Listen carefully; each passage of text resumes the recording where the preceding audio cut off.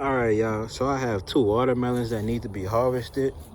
But as I get to harvesting those, I just want to show a few fruit sets on a few of my varieties.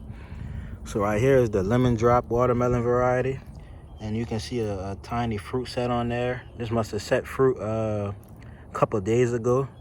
Looks like it's growing well. I just watered it to see how large it can reach. That's growing from saved seed that I saved about 2.5 to 3 months ago. Okay. Up here I have the Alicati Melon variety. One moment.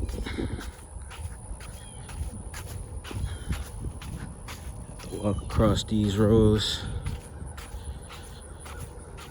And oh, there's the frame for the greenhouse that I recently built. I had the plastic covering it, but the wind blew it off. So here's the Alicati melon, and you can see a cucumber beetle happily digging into that umbilical cord. So I'll squash him. He wasn't doing any justice. So he carved that little hole in there. He was going to keep eating it if I didn't stop him. But this melon here is ripening. The Alicati melon that I tested out, it wasn't ripe yet. So even once they turn yellow, that doesn't mean that they're ripe.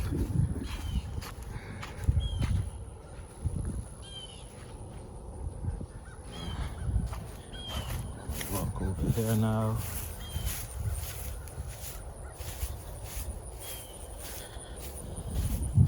I have a couple more varieties I want to show. Then I'll do the harvest.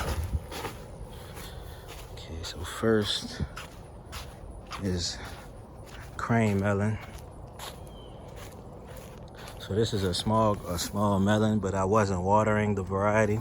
So this is actually a large for a fruit that wasn't watered. This melon has to turn orange, and then it'll be ready for harvest. So I'm waiting on that one. This is the Bradford variety. Frost has gotten to my vines, but surprisingly, Bradford is one of the only varieties that doesn't seem affected by the recent frost that came. Here's Delice de la Table.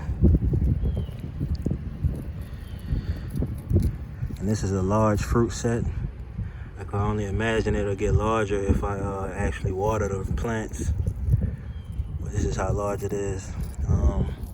There's a smaller one behind it. And these have to turn orange. The skin will turn from green to orange once stores are ready. Still these de la Table. Here is the next one is Melon Mexicano. You can see what pests were trying to eat into it, but it's still developing, still growing, and still swelling in size. So I allowed it to stay on the vine.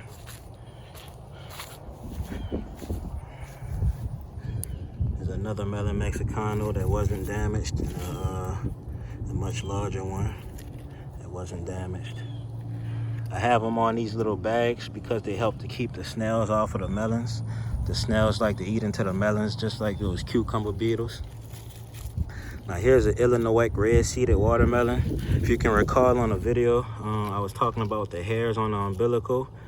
This one is now bald. It doesn't have any hairs on it. That tendril is dried out. As you can see I have this on here, which symbolizes that it was hand pollinated. This melon here though, I noticed that the neck was getting kind of soft right here. I'm able to push it in, and considering that the umbilical is now hairless, I'm gonna just remove this melon from the vine, just for the simple fact that I don't know if it's going bad or not.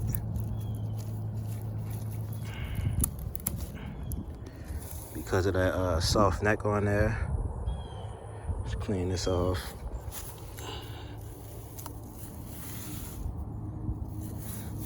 Yeah, you can see some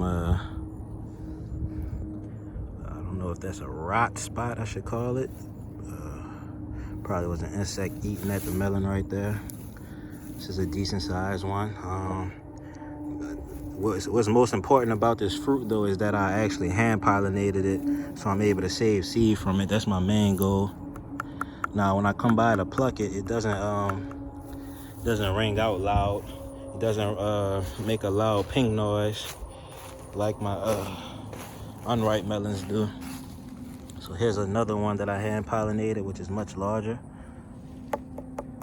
but you can hear that one and you can't hear this one. So this one is still ripening, and as you can see, the umbilical is it's just green, but it's starting to brown right here. So this one is very close. You can see up here its tendril is dried. I hand pollinated this one too, but since the end of the tendril broke off, I moved the zip tie down to there. But this one was hand pollinated. This is probably the largest one I have. The umbilical is very much alive. You can see hairs on there. So I'm just waiting for those to start drying up. And this will start having brown marks form on it after those hairs dry, which will symbolize that it's ripe. I'm waiting on the same thing for this too, but you can, if you look close enough, you can see browning starting to develop. So that will completely develop after this browns out. Here's another Illiniwek red seeded. And if you notice when I pluck this one, you can't really hear it. So, and then this one here, I noticed that it had its bottom was going soft, the blossom end. So on this one, the blossom end was going soft. And on the other, on this one, the neck is going soft. So a soft neck and soft blossom end. And they both sound just alike, so I'm hoping that they're both ripe. These are the two melons that I needed to pull. These were ready for harvest basically. This one is hand pollinated, this one isn't, so I'm just hoping that this one is at least super red on the inside and basically sweet.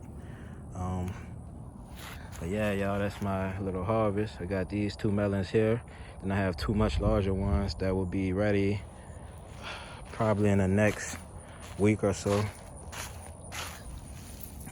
at the most, and it should be ready in a week to 2 weeks. Here's one that it stopped growing, and it sounds like the sound isn't passed through anymore, so that one's gonna be ready pretty soon too. I think that one got stunted somehow though. So that's my harvest for today, y'all. And those were my fruit sets that I currently have in the garden. This variety right here has red seeds, thus it's called Illiniwek red seeded watermelon. It's a variety that's native to Florida, and I look forward to sharing the seeds to whoever seek it, because this variety is unavailable at the moment commercially. So if you actually need seeds, I'm gonna be providing them real soon. Just let me know, and I'll try to get you situated. All right, y'all have a good one.